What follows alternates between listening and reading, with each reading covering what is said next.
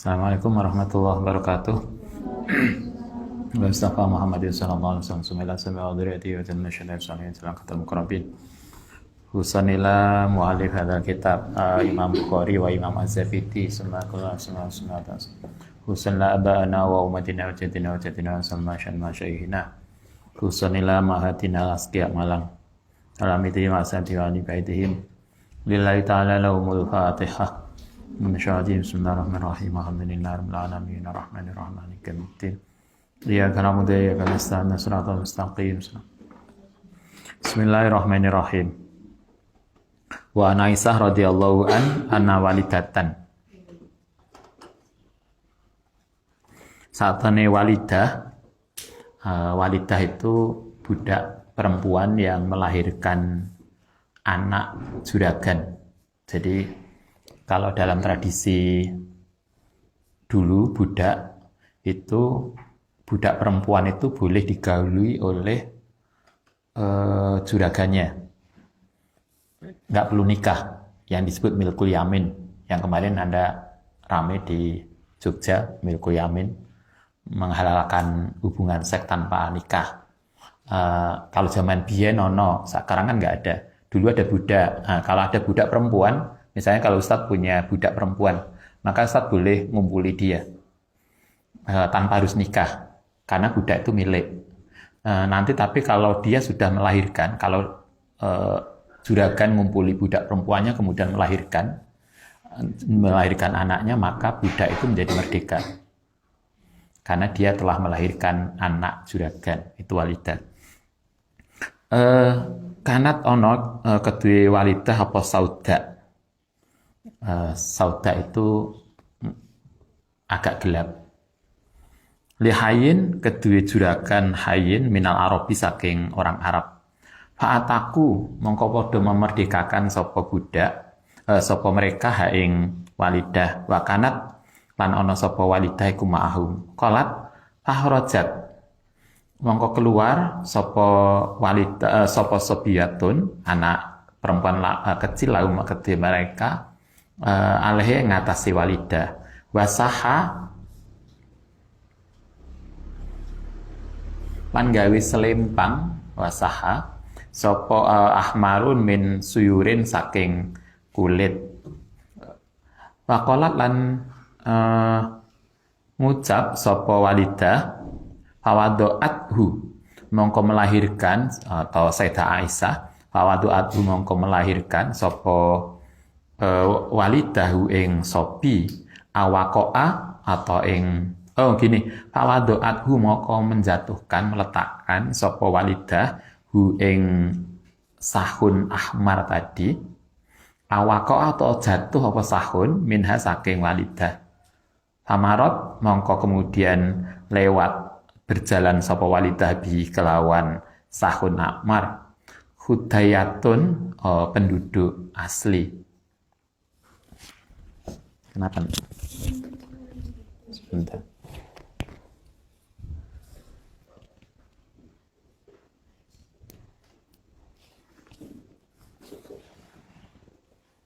Mungkin nggak tahu setelannya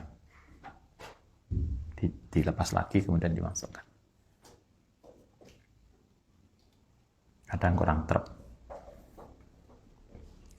Kita coba lagi. Fahasibathu mongko menduga sapa hudayah hu ing sahun ahmar lahman ing daging. Fahotifathu kemudian membawa sapa siapa namanya tadi, hudayah hu ing lahman. Qalat ngendika sapa Sayyidah Aisyah fatahmasu mongko kemudian memegang sapa kaum hu ing ini tadi sahun ahmar. Falam yajidu mencari sapa kaum, tapi falam yajidu mongko ora menemukan sapa mereka hu ing sahun ahmar. Qalat ngendika belum bisa juga. Coba ditukar nih.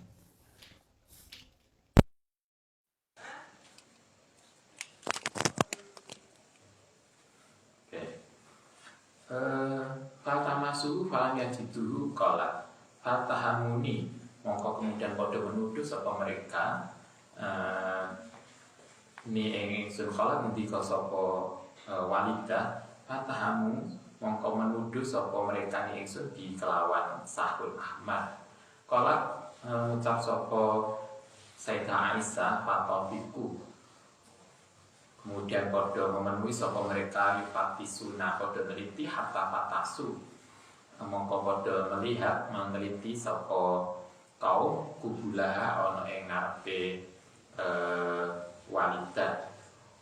Fakultu, mongko matur sapa ingsun hada gini, wallahi demi Allah ini sedunia ingsun iku lakok imatun, yakti orang yang memenuhi ma'ahum sertani mereka idam marot nalikane podo lewat sopo Walidah gini, nalikane lewat sopo Hudzaifah fa'aqahu, kemudian menemukan sopo Hudzaifah Hudayyah ing Amroh. Kolat ngendika sopo Sayyidah Aisyah tawakoa, mongko kemudian terjadi bainama antarane mereka. Kolat ngendika sapa Sayyidah Aisyah, aku tuh matur sapa ingsun hadza iku alladzi ittahamtumuni, yang telah menuduh sapa sira ingsun di iklan Sahul Ahmad. Za'amtum menduga sapa sira wa ana hale utahe ingsun minggu saking Sahul Ahmad iku bariatun bebas, wa hale utawi kuda gua yang memiliki Sahul Ahmad. Kolat mongko teko sapa mongko ngendika sapa Sayyidah Aisyah bajaat mongko datang sapa Walidah ila Rasulillah sallallahu alaihi wasallam selamat, kemudian masuk Islam sapa Walidah. Kolat ngendika sapa Sayyidah Aisyah radhiyallahu anha pakana mongko ana laha apa hibahun la kedue Walidah apa hibahun kemah bil masjid dal masjid au hisun. Qala ndika sapa Sayyidah Aisyah pakana mongko ana sapa Walidah iku taktini, nekani sapa Walidah ni ingsun bahasa mongko cerita sapa Walidah ini bersama saya. Qala ndika sapa Sayyidah Aisyah fala tajlis, mongko jangan duduk sapa sira ini bersamaku majlis ing majlis ila qolat, kecuali ngucap sapa para tajlis ila qolat, kecuali ngucap sapa Walidah. Wa yaumul wasahi utai dinane perang min ajaibi rabbina, termasuk dari keajaiban yang menakjubkan dari pemberian Tuhan kita. Ala innahu iku min baldatil kufri, saking negara kufur anjani yang menyelamatkan sapa Rabbuna ni ingsun. Kala ngendika sapa Sayyidah Aisyah fakultu, mongko ngucap sapa ingsun lan maring Walidah ma saknuki, maiko apa saknuki perilakumu latak adina latak udina, tidak duduk sapa sira ma'i bersama saya ma'ad dan ing tempat duduk ila kulti, kecuali ngucap sapa sira hadza. Kala mendika sapa Sayyidah Aisyah fahadasatni, kemudian menceritakan sapa Walidah ingsun biada hadis ini. Hadis ini panjang, di sini hanya ditampilkan sebagian, tapi hadis ini sebenarnya hanya menceritakan begini. Dulu Sayyidah Aisyah menceritakan bahwa dulu ada seorang Walidah, budak perempuan yang ketika masih kafir pernah menjadi bahan bulian. Bahan bulian? Sering dibully oleh masyarakat karena dia sauda. Terus budak sauda. Sauda itu kan nggak glowing. Ya nggak glowing. Apa bahasanya? Katanya di ASKI minta belikan apa biar glowing. Glowing. Dia sauda budak, karena itulah kemudian sering dibully oleh masyarakat. Ketika dia kemudian melahirkan putra juraganya, dia dimerdekakan. Nah, rupanya pembulian itu masih berlangsung. Suatu ketika dia dituduh mengambil sesuatu. Ternyata dia tidak melakukan itu dan dia selamat. Akhirnya dia masuk Islam. Dan kemudian dia menyadari betapa dulu di masa jahiliyah dia menjadi budak, tidak dihargai, dibully. Setelah masuk Islam, kemudian dia diberikan tempat yang baik. Bahkan oleh Nabi, dia dikasih tenda di masjid. Kalau Anda di Mina, saya ingat Ustaz di Mina, itu ada, jadi orang itu masjidnya gede, nggak payung nih, hanya tembok keliling. Orang-orang kalau itikaf itu buat tenda kecil, jadi tenda ini di dalam masjid. Kayak Anda kalau itikaf di sini, buat tenda cilik, situ di sana. Nah, setiap pojokan ada orang buat tenda. Nah, dia merasa bahwa setelah masuk Islam dia itu sangat dihormati dan sangat dihargai. Nabi memberikan apresiasi terhadap dia. Nah, itu diceritakan. Nah, karena itu ketika setiap ketemu Sayyidah Aisyah itu mesti cerita. Enak tau sebagian kita yang suka cerita gitu. Mbak, healing Nabi yang pondok kita masak bareng dan gosong. Setiap ketemu cerita mana masa lalunya. Nah, rupanya Walidah itu orang yang suka, kata Sayyidah Aisyah, setiap saya ketemu dengan Walidah itu, mantan budak itu, dia mesti cerita bagaimana dulu masa jahiliyah dia nggak diperlakukan baik, dan alhamdulillah Allah memberikan kebebasan pada dia dan menjadi baik. Hadis itu menceritakan tentang bagaimana ada seorang perempuan yang kemudian di alam jahiliyah, di zaman jahiliyah diperlakukan tidak baik, sering dibully dan seterusnya, tapi kemudian begitu masuk Islam dia mendapatkan posisi paling tidak tempat yang kemudian dia merasa nyaman, dan itu sering diceritakan terkait dengan bab kita, bab sholat. Dia mempunyai hibah bil masjid, dia mempunyai kemah sendiri. Jadi karena masjidnya besar dan kemudian tidak ada atapnya, maka kemudian dia kemah sendiri. Itu sesuatu yang luar biasa menurut dia. Kita lanjutkan. Wa an Sahal ibnu Sa'ad radhiyallahu an qala, jaa datang sapa Rasulullah sallallahu alaihi wasallam. Baita Fatimah ing rumahnya Sayyidah Fatimah. Tetapi falam yajid, kemudian tidak menemukan sapa Kanjeng Nabi aliyan ing Sayyidina Ali bil baiti dalam rumah. Suatu ketika Kanjeng Nabi sambang putranya Fatimah, mantune gak ono. Kemudian Nabi nanya, Aina ibnu Amika, Aina di mana ibnu Amika? Yang di belakang silakan masuk. Belakang dingin. Nanti jatuh kamar mandi susah. Oh banyak ternyata di depannya Mbak Ulpe itu masih banyak ya. Tapi jangan ke tangga ya. Oke, suatu ketika Nabi nyambangi putrinya Sayyidah Fatimah. Kemudian suaminya nggak ketemu. Maka kemudian Nabi nanya, mana suamimu?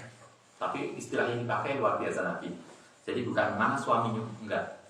Mana anak pamanmu? Karena suaminya Sayyidah Fatimah itu putra pamannya. Abu Thalib itu pamannya Nabi ya. Jadi bukan pamannya Fatimah. Mbak ya. Sayyidah Fatimah yang manggil Abu Thalib itu kan Mbak. Bener ya? Mbah ya. Kalau begitu Ali bin Abi Thalib itu paman. Bener? Yang ahli nasab. Ahli hisab atau ahli nasab. Panggilan-panggilannya berarti paman. Tapi Nabi mengatakan Aina ibnu Amika, di mana anak pamanmu? Maksudnya suamimu mana? Kalau ngendika sapa jawab sapa Sayyidah Aisyah, Sayyidah Fatimah kana ono baini antara saya wa baina antarane Sayyidina Ali apa syai'un sesuatu. Tapi ini tadi saya dengan suami lagi tengkar. Jadi ada masalah. Faghudobani, mongko kemudian marah sapa Ali ingsun. Karena marah fakharaja, mongko keluar sapa Ali walam yakil, dan tidak mengucapkan apapun indi. Jadi Sayyidina Ali ngambil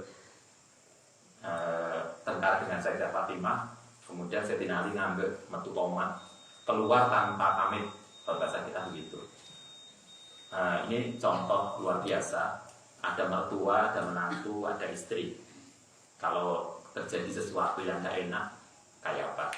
Kalau Sayyidina Ali ngajari kita, kalau kita tengkar dengan istri, jangan banyak marah, jangan marah. Kalau memang ini kendalikan diri, keluarlah kemana, kemudian untuk menghilangkan emosinya, nggak memukul istri. Kemarin saya menemukan ada flyer dari kelompok tertentu, bagaimana hukumnya istri keluar rumah ketika dipukul suami. Ini pertanyaannya aneh banget ya. Pertanyaannya, bolehkah seorang istri meninggalkan rumah karena dipukul suami? Ini salah pertanyaan. Kalau menurut saya pertanyaannya bukan begitu.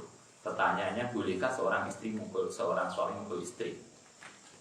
Jawabannya nggak boleh, karena tidak ada tuntunan dari Nabi untuk mukul istri, sehingga suami mukul istri itu bid'ah. Kan gitu toh. Jadi kan pertanyaannya itu nggak benar. Seolah-olah kemudian mukul istri itu boleh, walaupun sebagian ulama mengatakan boleh, tapi kalau hadisnya kan nggak ada yang mengajarkan mukul istri. Sayyidina Ali lagi tengkar dengan Sayyidah Fatimah. Pas kanjeng Nabi datang, tanya, mana suamimu? Kanjeng Nabi tadi kami bertengkar. Fahodobani, dia marah kepadaku, maka kemudian Ali keluar, gak bilang. Itu sebuah contoh yang bagus, di mana ketika suami istri tengkar, tidak ada perilaku fisik yang kemudian menyakiti pasangan. Nggak mau istri melempar, biasanya piring. Bukan yang dilempar, sinetron kan gitu kan. Atau suami mukul istri, nggak ada. Itu contoh yang bagus yang diberikan oleh Sayyidah Fatimah dengan Ali bin Abi Thalib. Ketika melihat seorang nabi, kanjeng Nabi melihat anak dan menantunya tengkar, Nabi ikut campur tangan nggak? Ini yang kita perlu belajar. Jangan-jangan kita tengkar, orang tua kita cerai aja dong, muncul toh sinetron, biasanya gitu. Sehingga tidak jarang terjadi anak dan artinya suami istri itu kadang ya tengkar tuh mungkin mereka terjadi, tapi sebetulnya mereka hanya bisa diselesaikan. Kadang menjadi cerai karena ada campur tangan orang tua.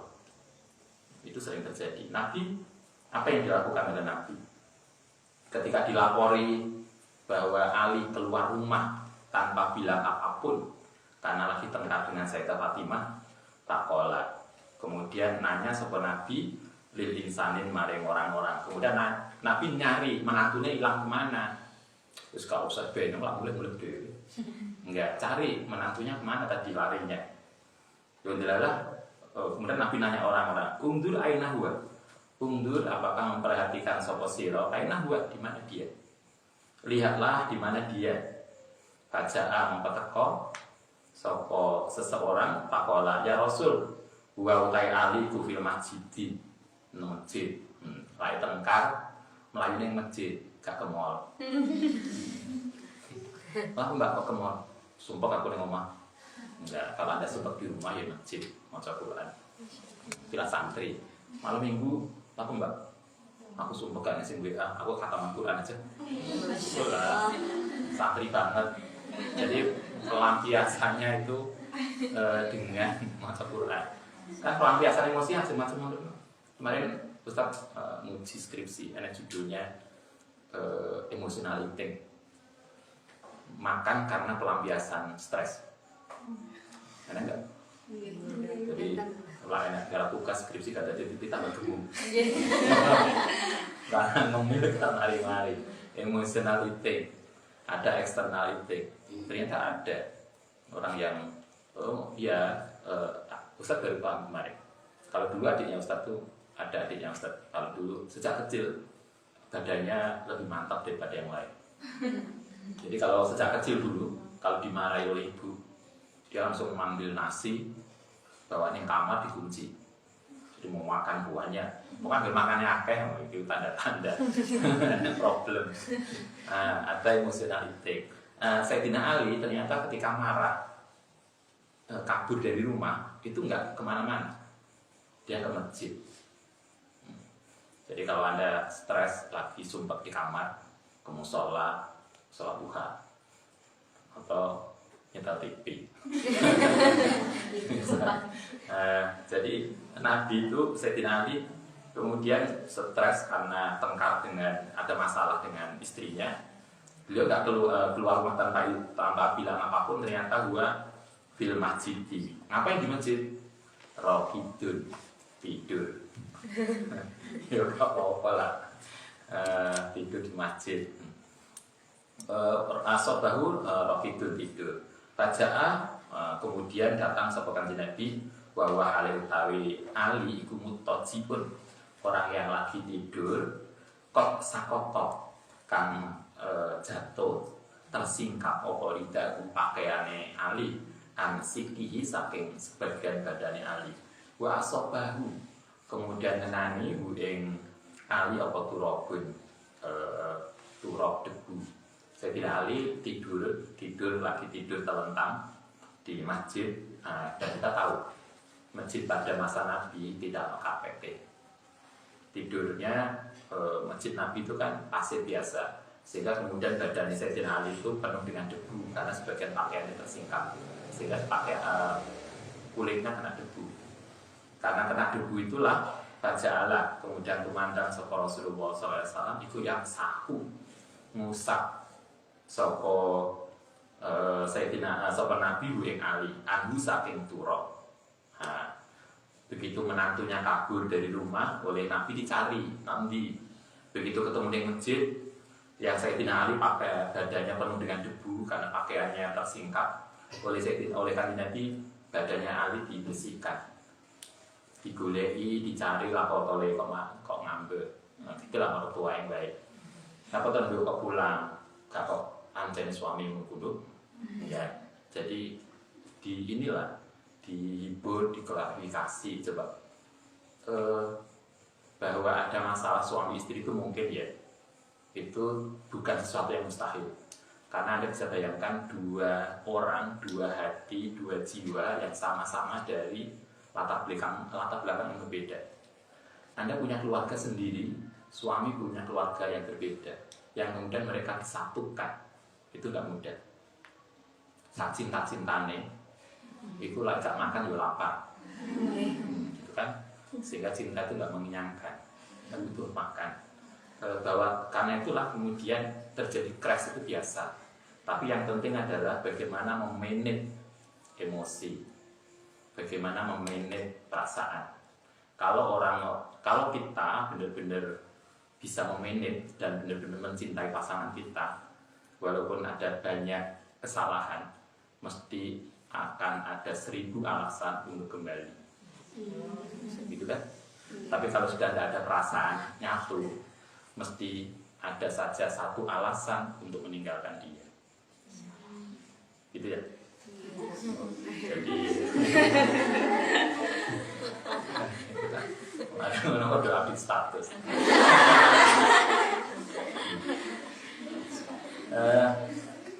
Bahwa alih Nabi iku yakulu itu sapa Nabi, kum berdiri yo ya Aba Turab, kum ya Aba Turab. Coba ini contoh yang bagus yang luar biasa dari Nabi. Ketika menantunya kabur, menantunya masalah, dicari, diperhatikan. Jadi bukan kemudian malah ditendang. Coba ketemu di masjid, dibersihkan badannya, kemudian digodani. Abu Turab, bangun. Abu Turab karena badannya penuh dengan debu. Itu godaan dari Nabi kepada menantunya. Kan hubungan menantu dengan mertua yang kerbang. Coba Sayyidina Ali itu ponaan ya, tapi beliau juga menantu. Dan kadang beliau goncengan dengan mertuanya. Enggak banyak loh menantu yang berani goncengan dengan mertua. Iya kan? Karena itulah kalau Anda nanti jadi menantu, belajarlah care dengan mertua putri ya, bukan mertua laki-laki. Yo laki-laki yo, tapi lebih care ke ibu mertua maksudnya, nggak jadi masalah. Jadi iya, itu penting karena kalau saya beberapa kali mendengar ibu-ibu orang tua itu senang punya anak perempuan karena mereka merasa kalau dia yang anaknya itu perempuan misalnya nikah dengan orang itu akan lebih mudah di rumah. Jadi nekani anak rumah anak menantunya itu lebih care karena merasa yang di rumah itu anak perempuannya. Biasanya anak perempuan kalau tinggal di rumah sehingga orang tua itu lebih nyaman. Kalau kemudian kalau yang anaknya itu laki-laki nggak begitu ini. Kenapa? Karena yang di rumah itu menantunya. Nah, karena itu Anda harus merubah itu. Bahwa menantu itu bisa lebih dekat daripada anak perempuan mereka sendiri. Coba buktikan bahwa Anda adalah menantu idaman mertua. Tapi bukan enak sinetron idaman mertua, tapi bukan idaman suami. Enggak. Jadi itu yang diajarkan Nabi di sini. Wa Nabi Qatadah radhiyallahu anhu lain Qatadah Sulami ana Rasulullah sallallahu alaihi wasallam. Oke, urusan suami istri tadi sudah selesai. Ini ganti lagi. Bila dakhala nalikane masuk sapa hadukum ing salah satu sira kabeh al-masjid ing masjid. Falyarka mongko hendaknya ruku sapa man rakaat ini 2 rakaat. Qabla ayat jilisa sebelum duduk. Jadi kalau kita masuk masjid, kita disunahkan sholat sunnah qobliyah masjid sebelum duduk, sholat sunnah. Jadi ini sebagai penghormatan kita terhadap masjid. Begitu masuk masjid, sebelum kita sholat jamaah, sebelum sholat sunnah, kita kan ada tahu misalnya ada ke masjid kemudian mengatakan mau sholat maghrib, ada sholat sunnah qobliyah maghrib.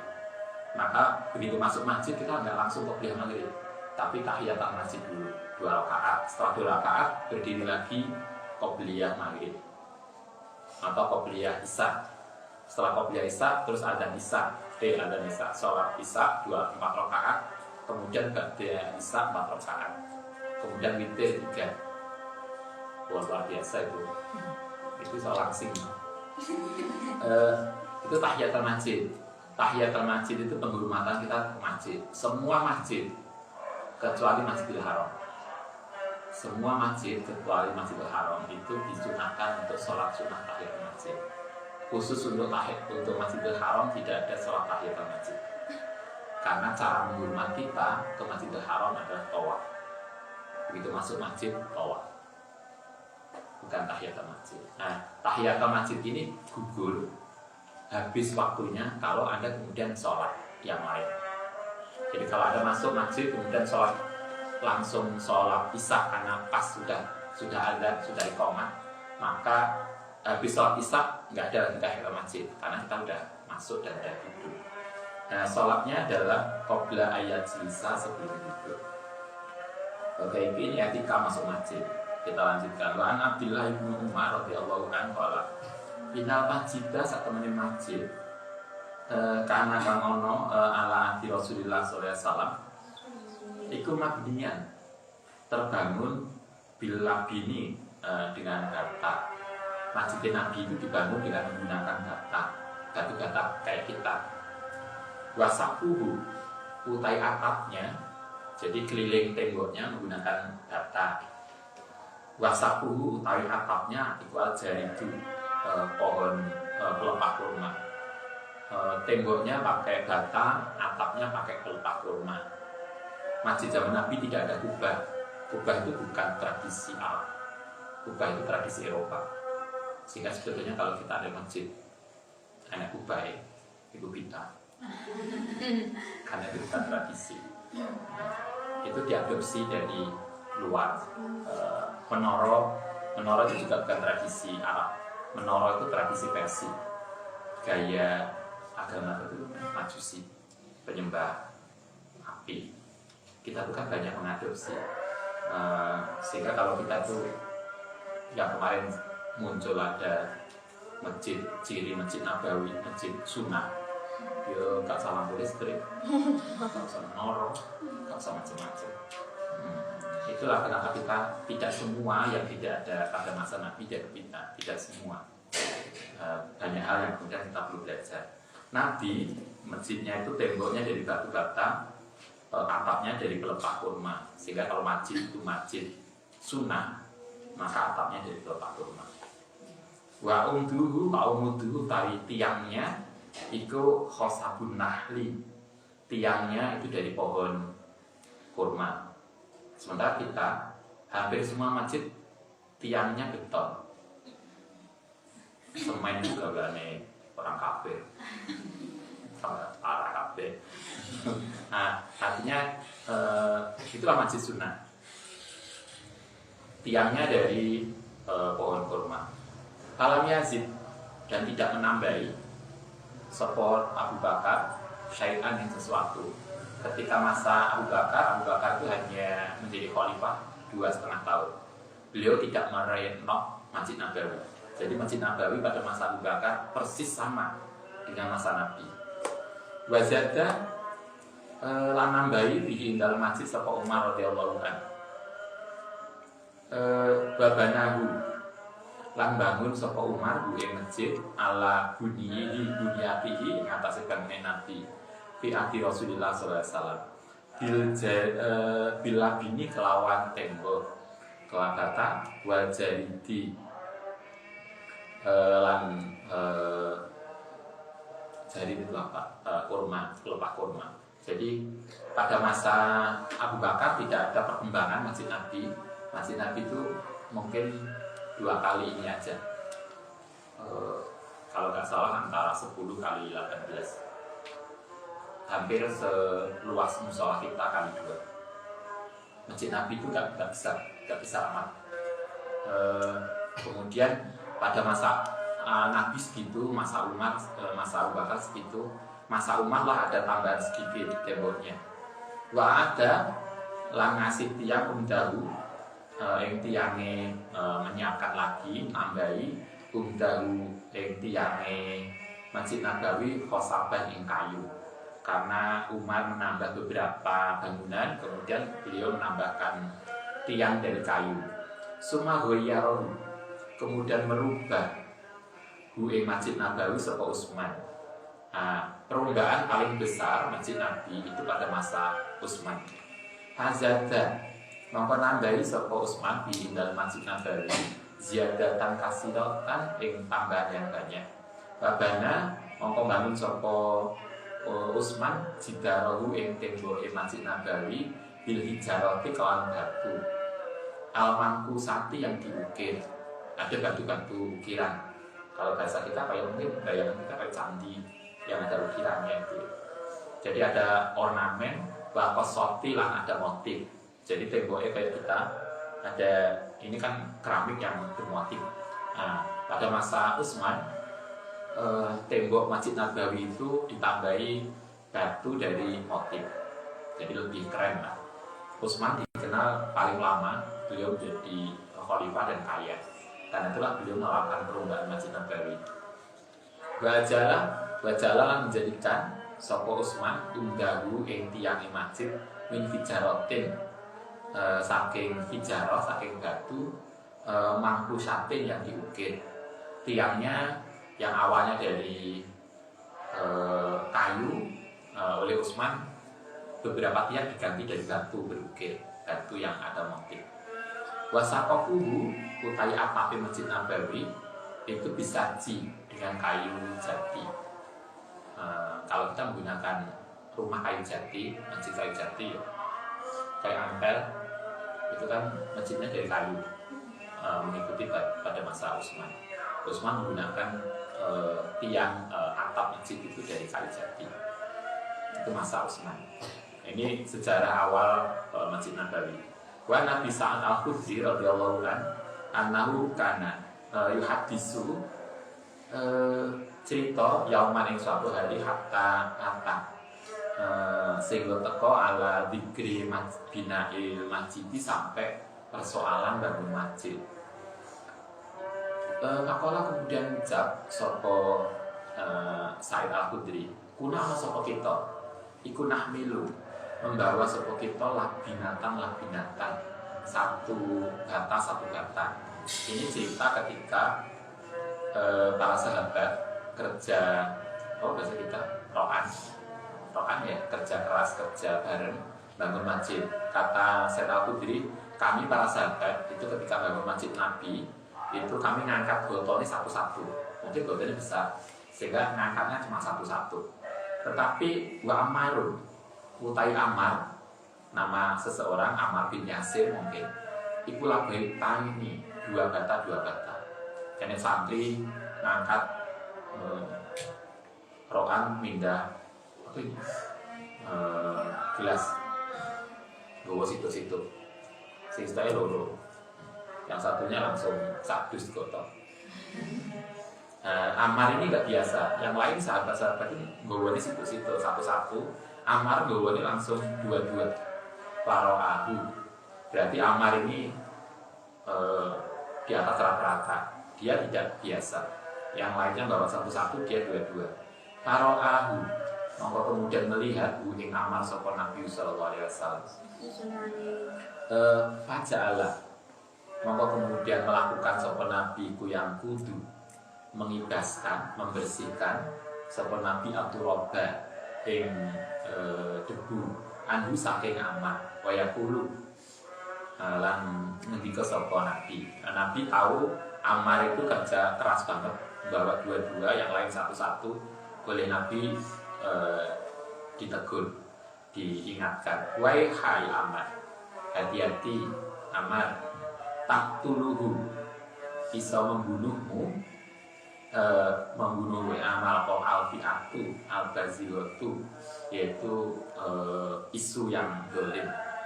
Yakuhu ngajak sopo mereka gumeng apa tadi kerja tadi gumeng mereka ila jannati, tetapi wayakunahu lan ngejak apa kerja ini gumeng Ammar ila nari.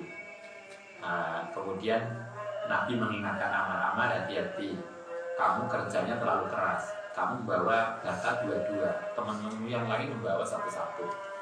Sikap perilaku Ammar ini diingatkan oleh Nabi, hati-hati, karena kalau kita nggak sadar, maka akan muncul sikap merasa hebat. Apa itu namanya? Sum'ah atau ujub. Jadi itu yang lain, cuma saya yang kerja keras. Kemarin kita melakukan kegiatan, apa yang lain nggak ini? Kayaknya yang banyak kerja saya. Jadi perasaan hebat itu bisa merusak amal kita. Karena itulah Nabi mengingatkan Ammar, perilakumu bagus tapi hati-hati loh ya. Karena kamu nggak biasa dengan yang lain, perilakumu nggak biasa, maka itu bisa merusakmu. Itu bisa yad'unahu ilanna, itu bisa merusak hati kita. Karena kemudian menganggap yang lain itu nggak bagus, yang bagus kita. Itu kadang muncul karena kita rajin tahajud. Setiap bangun, yang bangun kita sholat di kamar, teman sekamarnya tidur semua. Kemudian karena itu berulang-ulang sampai beberapa kali, kemudian muncul di hati kita, kayaknya di kamar ini yang rajin tahajud saya, yang lain rokok. Nggak terucap, cuma ada perasaan dalam hati. Itu namanya ujub. Ujub bahasa Arab, bukan bahasa Malang. Bahasa Malang juga ujub toh, mulai pacaran jadi itu ujub Malang.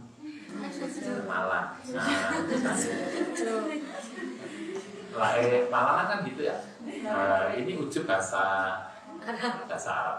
Perasaan merasa dirinya hebat hanya di dalam hati, bukan sombong, bukan riya, tapi hanya perasaan. Itu gak bagus. Nabi mengingatkan Ammar ya gunahu ilana, perasaan-perasaan itu bisa menjatuhkan kita ke neraka. Qala wa yaqulu, kemudian mengucap sapa Ammar, a'udzubillahi minal fitani. A'udzubillah, semoga kita terjaga dari fitnah. Wa Utsman radhiyallahu an ida qaulin nasi fihi inna bana nalikan bangun sapa Utsman masjid Rasulullah sallallahu alaihi wasallam. Inna aku sedene sira iku aksartu apa namanya? Memperbanyak sapa sira ketika Utsman membangun renovasi masjid. Utsman mensupport, memotivasi para sahabat agar kita berkompetisi memberikan kontribusi paling banyak untuk pembangunan masjid. Ini sedunia yang sudah kusamutu Rasulullah SAW yakul. Karena Utsman kemudian mengatakan, saya pernah mendengar Nabi begini, man sapane wong bana yang membangun sopoman masjid dan masjid yang tawi yang berharap sopoman bihi kelawan bana wajah yang Allah Ta'ala. Kata Nabi, siapa yang membangun masjid yang mencari ridha Allah, jadi bangunnya masjid adalah ridha Allah, bana mongko bakal bangunkan sapa Allah lahu ketiman mislahu ing upamane masjid fil jannati dalam surga. Kata Nabi, siapa yang membangun masjid karena mencari ridha Allah, maka Allah akan membangunkan kita masjid di surga. Masa kita oleh Allah dibuatkan masjid di surga dan kita nggak bisa masuk? Semoga kita termasuk orang yang itu. Dan itu kalau ada, biasanya orang yang jalan, ingat kalau di jalanan ada toh yang apa namanya di tengah jalan bangunan masjid. Kalau ada bisa kasih silakan, itu lebih bagus. Kalau Ustaz berusaha dimanapun ada pembangunan masjid kita kasih. Hanya dengan doa semoga ini jejak saya yang telah membantu masjid itu. Semoga Allah dengan banyaknya jejak kita itu sebagai doa kepada Allah SWT. Semampu kita, Anda bisa 10.000 kasih 10.000, kasih 20 semampu kita. Biasanya kalau Ustaz dimanapun kita di masjid yang kira-kira nggak balik, yang kira-kira tidak balik, kita upayakan untuk ngasih jariah masukkan kota amal di masjid lebih dari yang lain. Misalnya kalau ketika kapan tuh Ustaz ke Singapura mampir masjid, mikir paling dari mana kapan, itu kan, nah Singapura mana kan kapan, karena itulah kemudian kita berusaha ngasih masukkan kota amal sebanyak yang kita mampu. Peraih yang sering masjid takbiyah kan berapa ya? Ya nanti kan bisa masukkan lagi, maksudnya gitu. Kalau masjid takbiyah kan ada sering, ya dimasukkan lah Jumat, tapi kan bisa setiap kapan. Tapi kalau misalnya pas suatu ketika Anda di mana yang kira-kira itu kita jarang akan kembali, cobalah kita kasih jariah yang lainnya. Siapa yang akan memberikan jariah masjid kalau bukan kita? Karena itu yang kita sering sampaikan ke Anda, kalau kita masuk masjid, kalau kita Anda mampir ke masjid, istirahat di masjid, maka kita harus masukkan kota amal. Berapa kota amal yang kita masukkan? Anda bisa hitung. Minimalnya berapa, itu bisa kita hitung. Kalau Ustaz ngajari, biasanya dulu Mbak, kalau kita mencontohkan saya, kalau kita ke masjid, pas kita bareng-bareng sekeluarga, Ustaz, Ibu 2, ditambah anak 4, 6, gitu kan? Tambah tante 1, 7. Misalnya 7 orang. 7 orang kita masuk masjid. Biasanya 7 orang akan semua ke toilet. Nah, di toilet itu, kalau kita di toilet umum 2.000. Kalau kita di sini, kan sama juga toh bayar 2.000. 2.000 kali 7. Berapa? 14.000. Parkirnya 3.000. Kalau 3.000 sama 14.000 kan berarti sudah 17.000. Biasanya kita bawa bontotan, makan, yang kecil bawa senake kakere. Sehingga kan mungkin kita butuh kebersihan masjid. Katakanlah untuk kebersihan 3.000, berarti 20.000.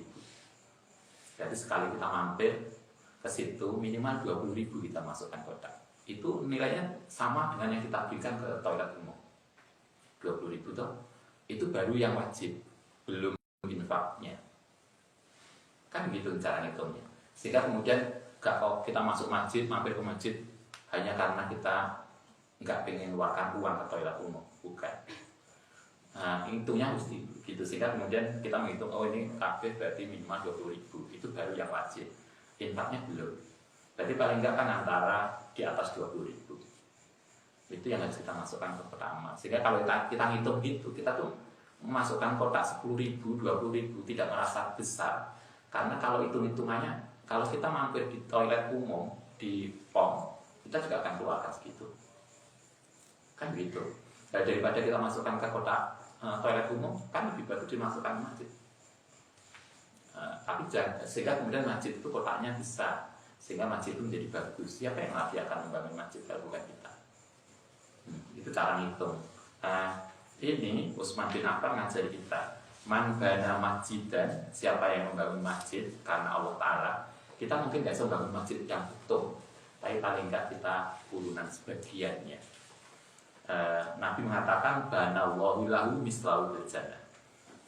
An Jabir radhiyallahu an qala marok lewat sapa rajulun fil masjidi wa ma'ahu, lagu bersama dengan rajul sihamun ono anak panah. Suatu ketika, ini etika kalau kita bawa senjata tajam. Kalau Anda bawa pisau, itu kan ngasihkan pisau ke ibu kita kan nggak begini. Kalau ini misalnya Pak, danganannya ya, danganan itu apa namanya? Pokoknya danganan, bukan dipegang danganannya yang tajam dikasihkan ibu enggak, yang tajam kita pegang, danganannya kasih ibu kita.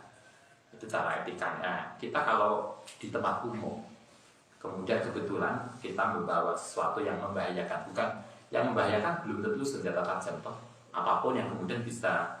Sama dengan kalau laki-laki ada yang di rumah membawa rokok biasanya kan begini, padahal kita banyak orang, baranya kan bisa kena orang. Karena itu kan mestinya etikanya baranya di bagian dalam, di wale. Kan gitu.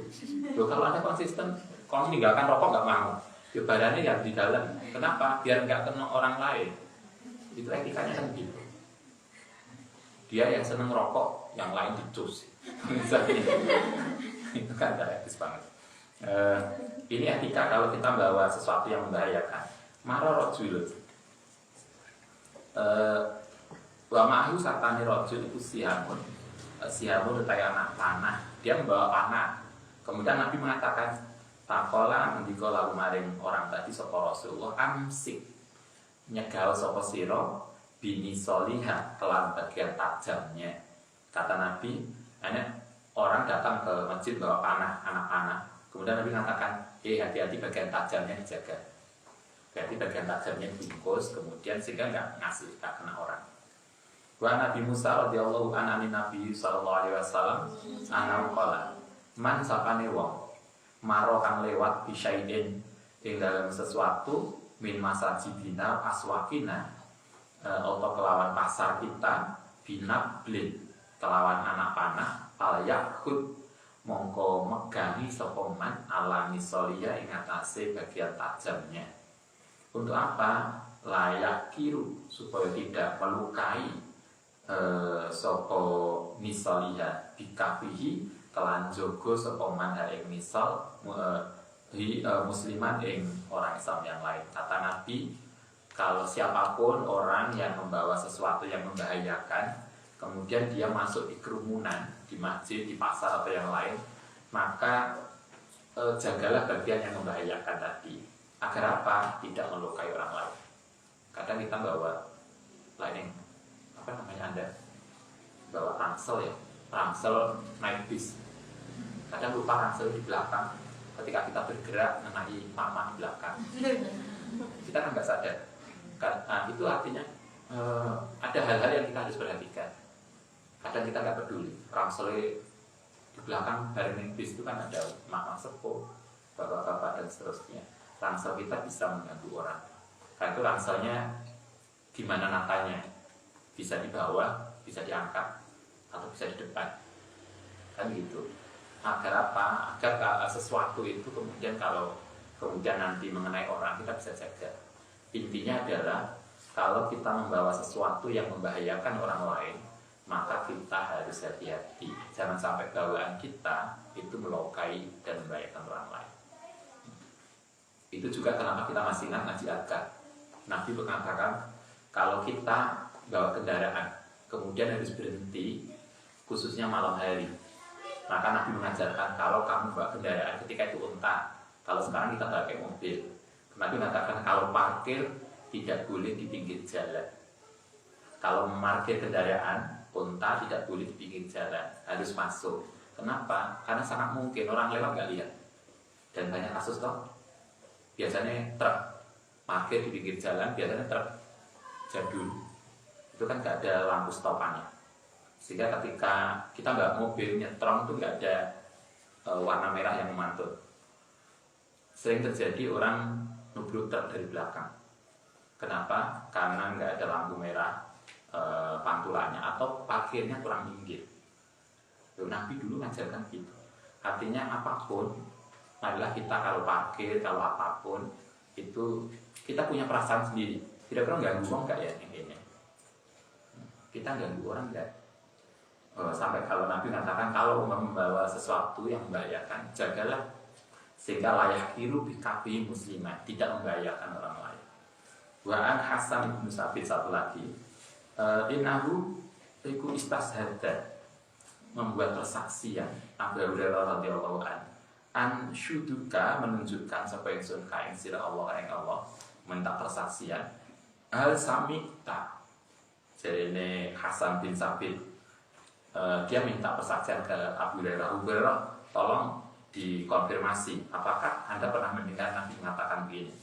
Hal samita, atau pernah mendengar sebuah Tuhan Rasulullah SAW yaqulu, ya Hasan ajib nyembadani memenuhi sebuah siraan Rasulullah SAW.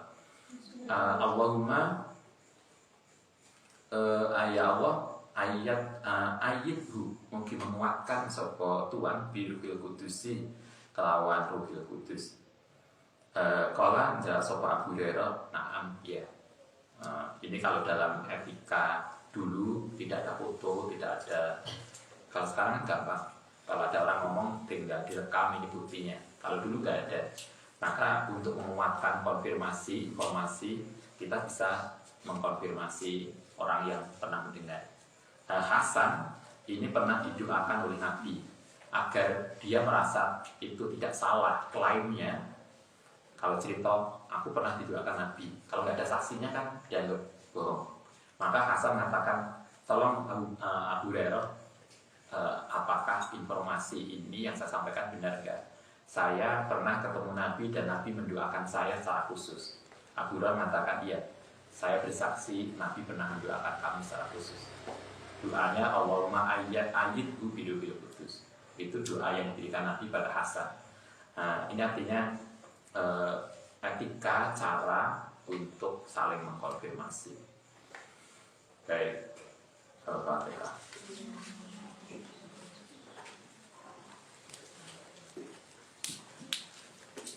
Rabbana